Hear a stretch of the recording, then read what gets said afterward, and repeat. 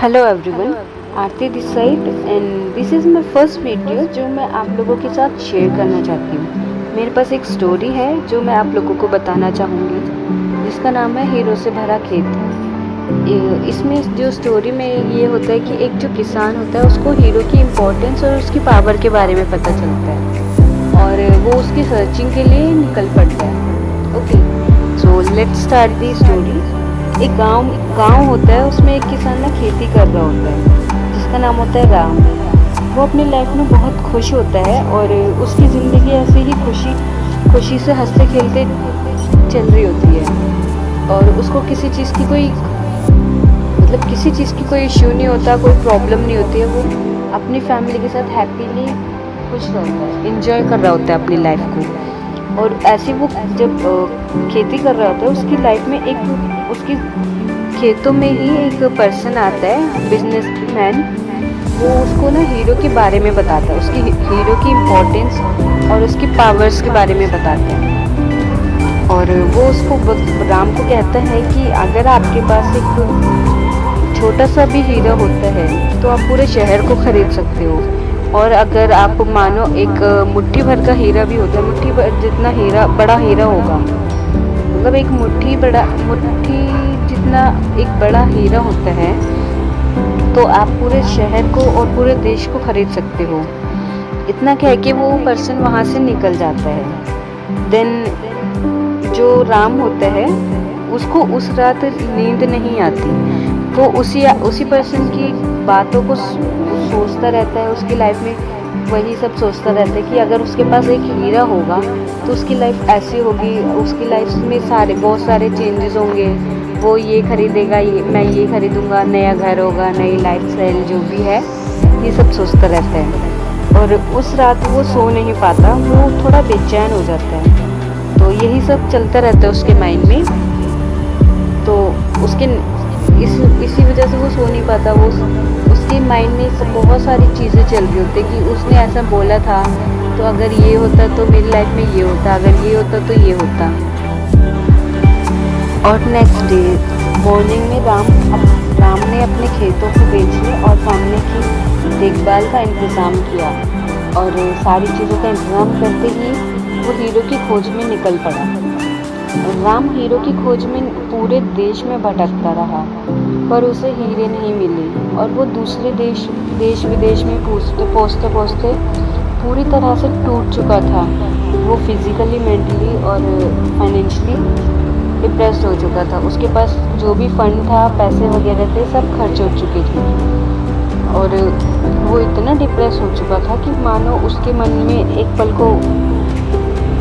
मन में आया कि वो इतनी डिप्रेस हो चुका था अपनी लाइफ से कि उसने सोचा अगर मुझे हीरे मिल जाते तो मैं अपनी लाइफ में बहुत कुछ कर सकता हूँ। बट उसे हीरे नहीं मिले, तो उस वजह से वो बहुत डिप्रेस हो चुका था। देन उसके माइंड में आया कि मैं खुदकुशी कर लेता हूँ और उसने वही किया। उसके जो पास में नदी थी, वो वहाँ जाके नदी में जाके कूदकर खुदकुशी कर ली।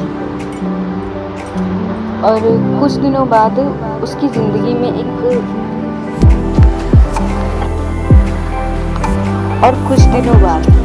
जिस आदमी ने राम के खेत खरीदे थे, वो एक दिन खेतों से होकर जो उसके पास में नाला था, वहाँ पे अपने जानवरों को पानी पिला रहा था। और उसने एक चीज़ नोटिस करी वहाँ पर कि जहाँ पे वो पानी पिला रहा है, उसके पास में ही उसकी दूसरी साइड ना बहुत सारे पत्थर पड़े थे। उसकी ना नज़र पत्थरों पर पड़ी और वो उसकी जो सूरज की जो पहली किरणें होती हैं वो पत्थरों पे जाके गिर रही थी।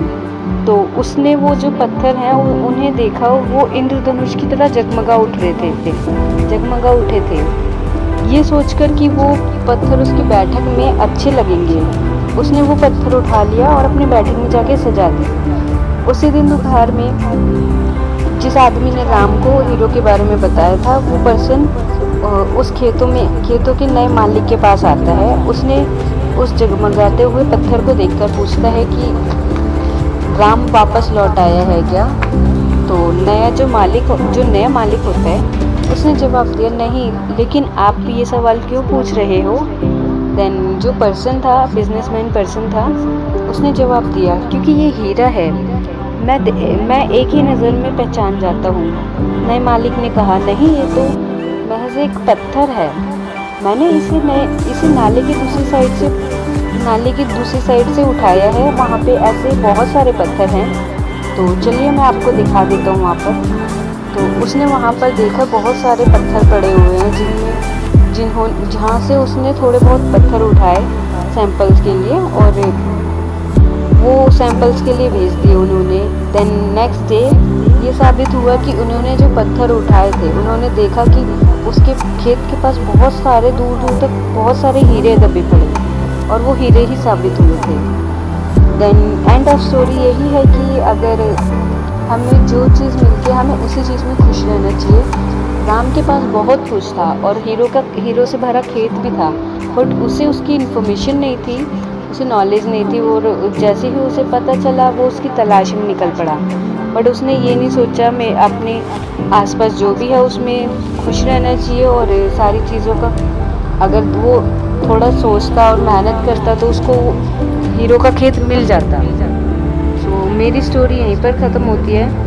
देन अगर आपको मेरी स्टोरी अच्छी लगी हो तो प्लीज़ कमेंट करके मुझे ज़रूर बताइएगा, एंड लाइक एंड सब्सक्राइब ज़रूर कीजिए।